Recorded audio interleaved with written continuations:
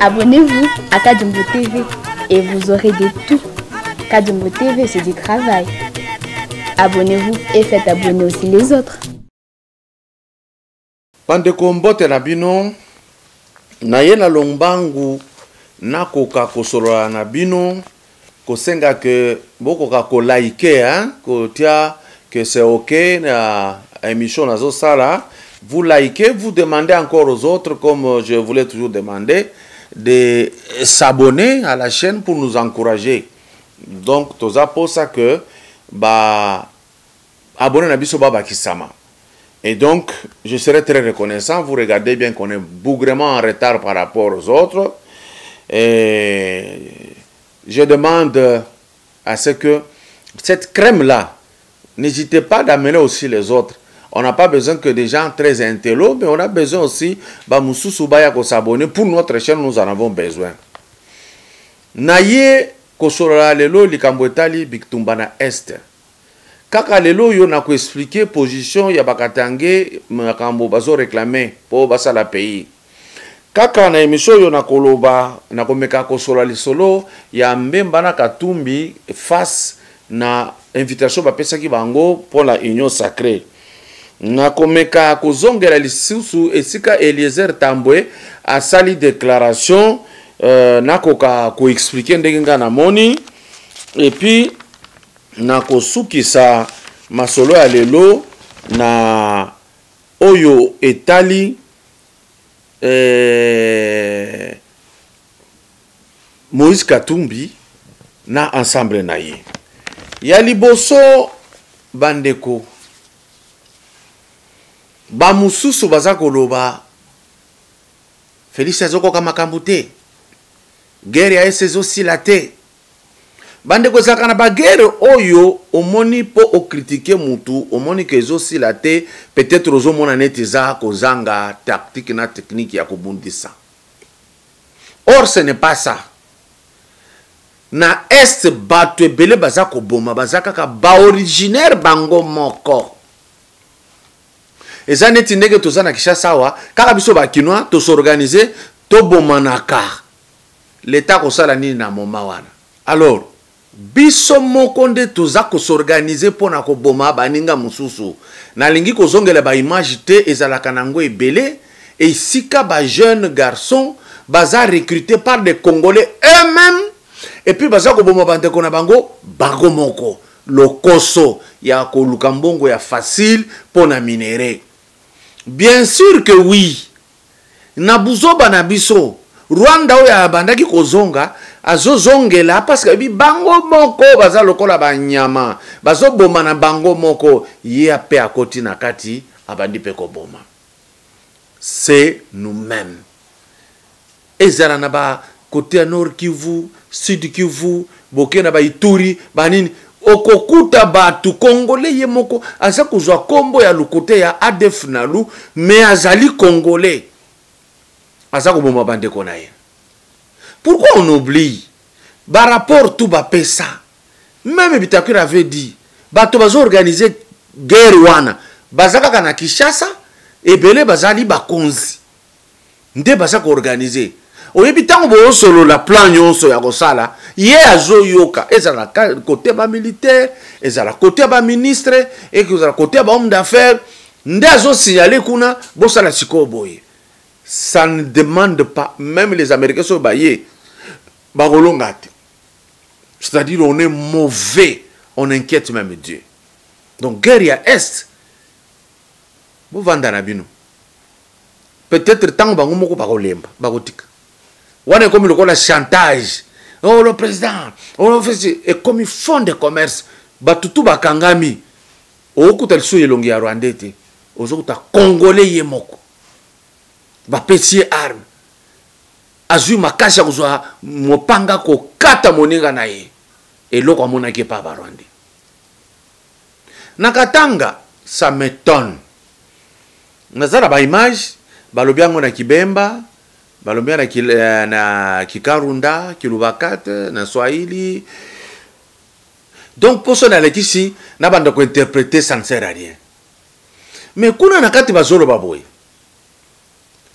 tozo kendela ba nkambo na biso ba koko na biso moko toza na volonté to kende ko boto la Katanga na biso ezonga na maboko na biso et comme indépendant. Bandeko nazo ko mituna, je demande à mes frères du Katanga ba boto le yango na nani, parce que les Katangais eux-mêmes vivent là-bas. Boza wana nde sika bofandaka, c'est là où vous vivez. Maintenant, vous arrachez le Katanga de la main de qui? Dieu, il est merveilleux. Depuis 1997, je suis président de la République, Katanga. Kimia, il n'y avait pas ce langage. Bayoko Zoyo, Bolobi, Ndekonabiso, moi, Ndekonabiso, Joseph Kabila, oh, Katanga, Azaya Manon. 18 ans. Tango bomoni kaka, Kasaya Koti, Tolingi to récupérer Katanga. Mais Katanga butika ki yango na maboko ya nani pour que vous récupérez? Est-ce que Moutou ezo sala bien? Est-ce qu'il n'y a pas de grands Katangais intellectuels conscients qui peuvent dire aux autres que cessez ces bêtises? On vous dessine un drapeau là-bas que Moïse Tshombe avait laissé. Vous êtes toujours dans ces histoires là-bas. Le monde a déjà évolué autrement. Au lieu que vous s'organisez autrement, vendu par vos propres frères du Katanga, c'est là qu'il faut aller. Vous ne souffrez pas parce que vous voulez que vous ayez un drapeau. Et ce n'est qu'un drapeau. République, si c'est démocratique ou fédéral du Katanga, vous verrez que la vie sera la même. Le problème, c'est que on vous a hanté l'esprit. Tout et ceux qui placent wana. Et ce sont vos frères propres. Il n'y a pas d'autre tribu où Katanga. Donc c'est inutile. Vous voulez attraper la mort inutilement. Parce qu'on ne vous laissera pas faire. Les choses ont déjà changé. Papa qui nous a commencé à vous le dire plusieurs fois. Vous pensez qu'il blague. Il vous a demandé. Dieu nous a donné 20 ans. Pour un into déclarer quitter que Katanga comme un pays. Parce que vous aviez la possibilité. Naïbisa Kabino. Oyazaki patrouille gère. Kampete. C'était Mouloubakat. Oh, Kabila, Mouloubakat. Oh, John Numbi, Mouloubakat. Oh, Kalef Moutonde, Mouloubakat. Mova, ce que Mouloubakat, donc Katangé plutôt Katangé. Et Mova Sakani, Katangé. Et Ngoï Moukena. Donc, vous aviez tout. Pourquoi vous Kataki Angote? Évitez le désordre. Maintenant, na koti na lisolo ya lelo ya munene ezali ya lisolo ya Mbemba na Katumbi. Bandeko bolanda nga na bokebi place wana. Je moko eza kosujoa na eza clarté. Atako ndeko Eliezer azo boya assertion wana. Peut-être aza raison ya bafinga te. Il faut pas injurier Mbemba, il faut pas injurier Katumbi. Moi je ne le ferai pas. Okoki ko qualifier batu normalement na ndenge bazali mais ko finga te bon, ça c'est lié vraiment à la cunoiserie. Ici nalingi tozala clair. Tolandana malamu. Et quand je parle ici, j'ai vu le cœur d'un Tamboué parler. Azana Isika a raison, Azana Isika a tort parce qu'il a habité. Ici, namoni ko expliquer na yen azolobela Katumbi azolobela Mbemba comme si bango bana le problème mette baza clean bazoloba vérité, bato baza ko attaquer bango na ba réseaux sociaux na ba déclaration mona boye nde baza na tort. Nga lingi sikoto sa l'exercice ya ngai na ndeko na ngai ya que a aidé ngai to réfléchir ensemble. J'ai beaucoup de considération pour lui, pas pour rien. Chaîne na ngai ya YouTube oyo muta fungolela nga ngo eza Eliezer Tamboué avec Richard Tempête.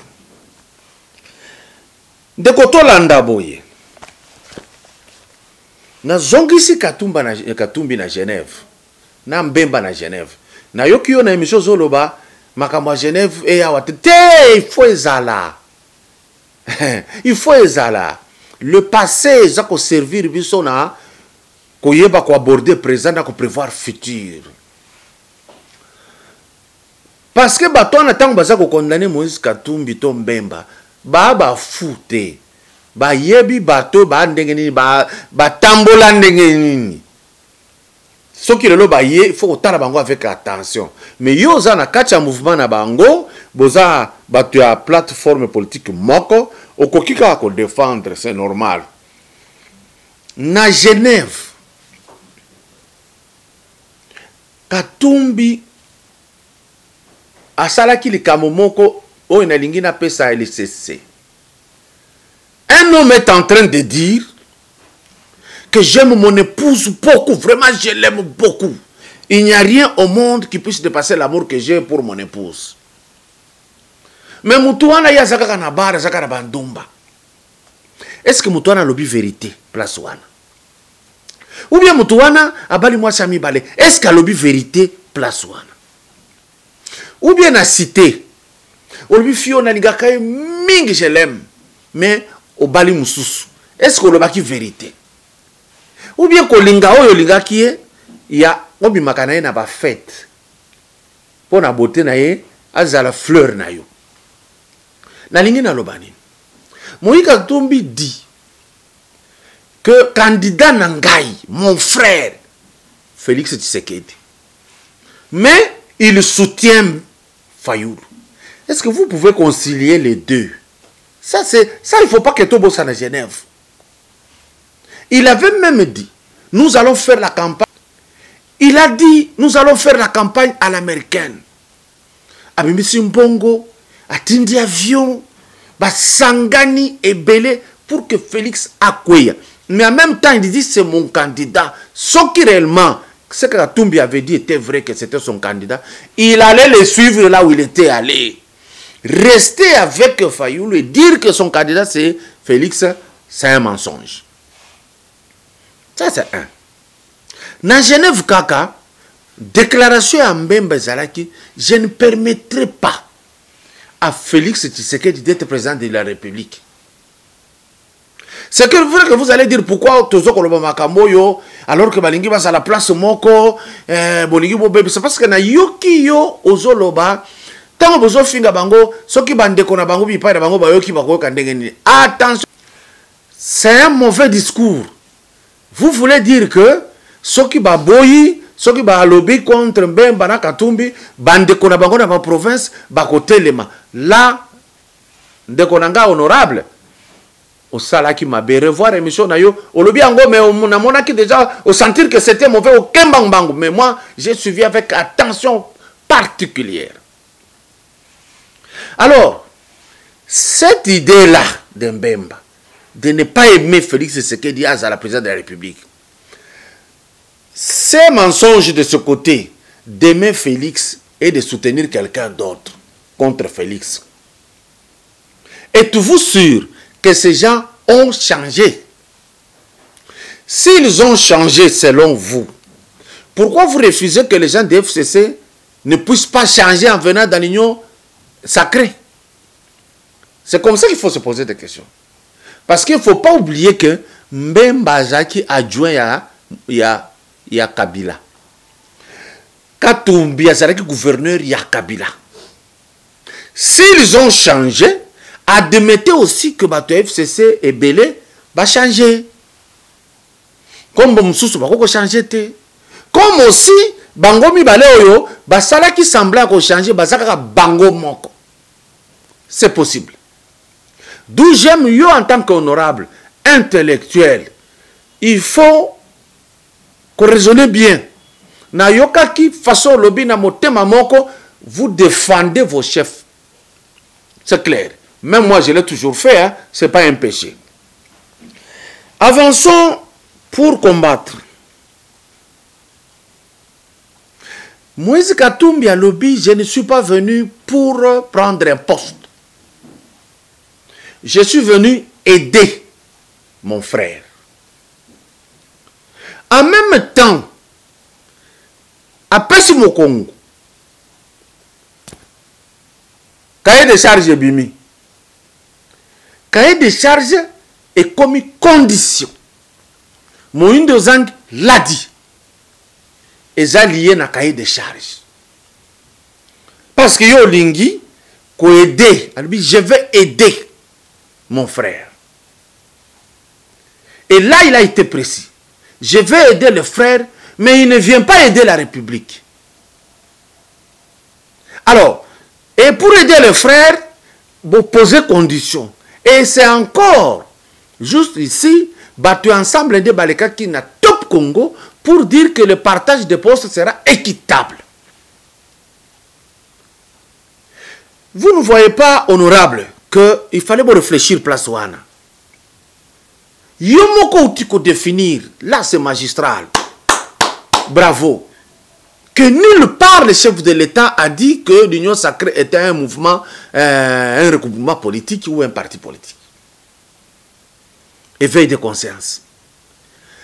Parce que c'est ça la vérité. Mais tant que yo jako yoka, plateforme na bino politique ensemble. Et ça côté le mapo na cahier de charge. Et ça côté le mapo na partage équitable des postes. Au conciliant on dégagé na discours ya Katumbi. Il fallait attaquer ça. On sent que tout ce qu'on présente au chef est faux. L'intention est claire et comme il chantage, croyant que parce que les moyens ont dit, ce qui balandi te cahier de charge na biso na ba proposition na biso toko longwa. C'est ça la déclaration. Mais je n'ai pas trouvé l'honorable Masolona député à l'Oba place Ouana que ce n'est pas ça, c'est mauvais parce que ici c'est avoir la prise de... Ici il fallait attaquer position Ouana. Alors, dire que je viens aider mon frère et poser une condition, c'est encore un deuxième mensonge. Au moins qu'il ne fallait pas tout oublier Genève. J'aime mon frère, c'est mon candidat, mais il soutient quelqu'un d'autre contre son frère. Ici, il dit, je n'aime pas le poste, je vais aider seulement mon frère. À côté, nous allons partager équitablement les postes et nous avons le cahier de charge, conditions. Tant que tu quittes ce qu'on a eu honorable on ne peut pas laisser les gens de FCC bazoua. Primature, bazoua Assemblée nationale.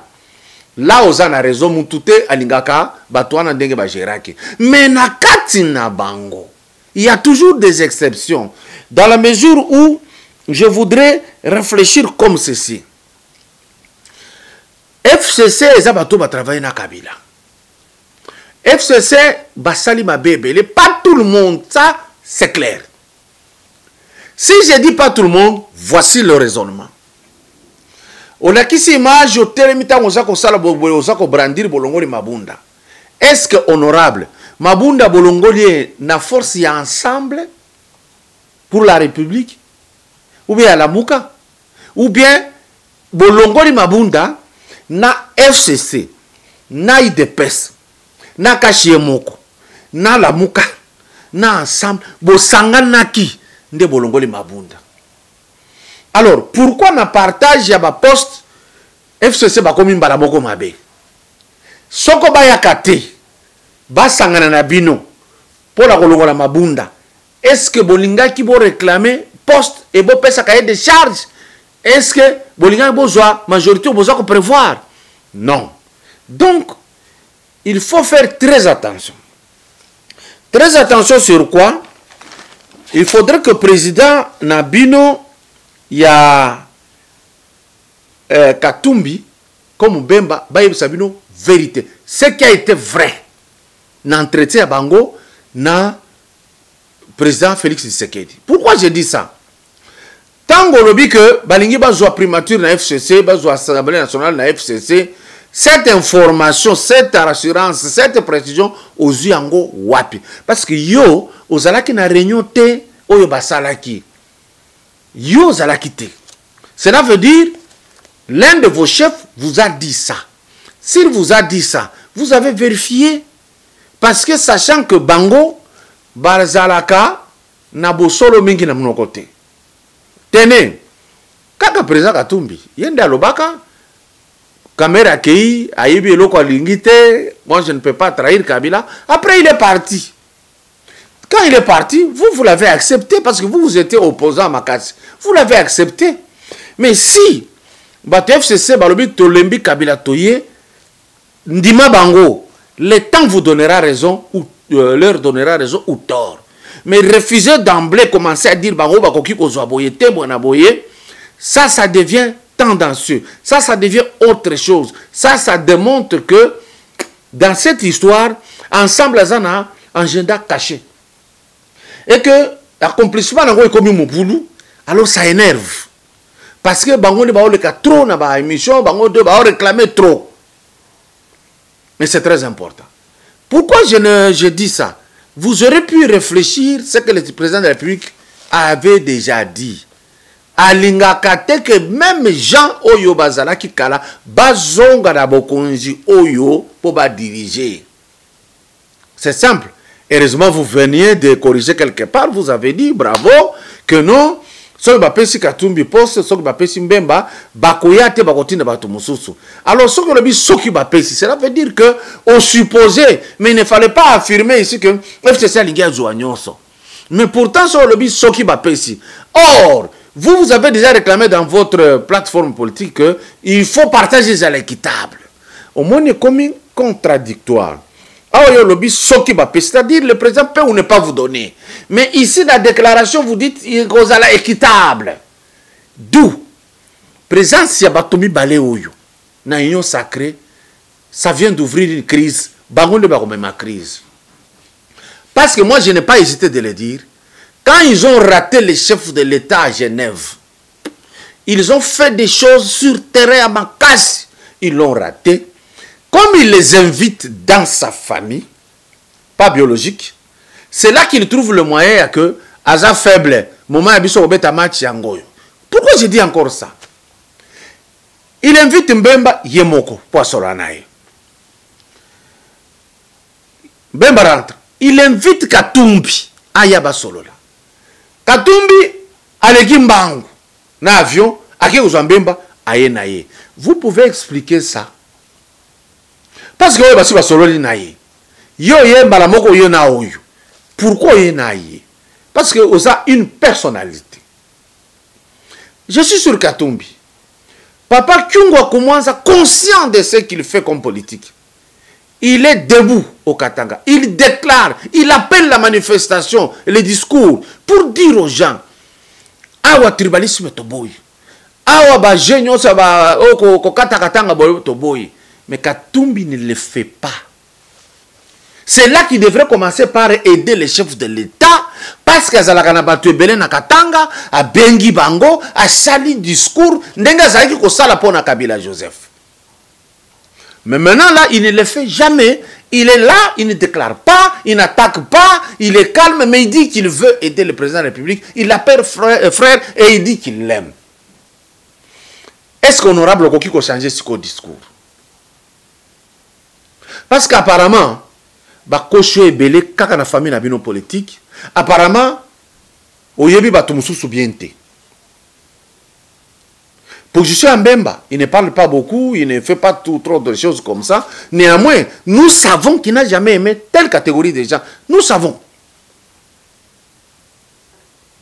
Alors, si vous prenez raisonnement, où il y a Pessi, il y a que Mabunda, na comité de nyon selongwaki, parce que vous savez que na FCC, na cash, na ensemble, vous vous êtes mis ensemble. Parce que vous avez une conscience collective. Maintenant, ensemble, vous voulez casser cette conscience collective parce que vous avez catégorisé les gens. Si je comprends bien en conclusion, il n'y a que la dissolution de l'Assemblée qui peut résoudre ce problème. En ce moment-là, le président de la République peut diriger la République par ordonnance, c'est constitutionnel. Comment va-t-il travailler? Simple, il y a des secrétaires généraux qui existent. Il pourra ajouter là-dessus des commissaires généraux et ça ne va marcher. D'où, essayez de tout comprendre. Si je prends les déclarations ensemble, que le président vous appelle tous, alors ne soyez pas plus blancs que les autres. Parce que le travail était le même. Sauf Yo Eliezer, Ozalaki clair, au Boyaki ko combattre Félix Tshisekedi et aux Zouaki ba problème na la Mouka. Aux Zouaki ba problème tina bato ensemble. Mais Batouana, en dehors ya Yomoko, ils ont travaillé de la même manière qu'avec FCC. Ils ont fait la même chose. D'où il n'y a pas des anges de côté et des diables de l'autre.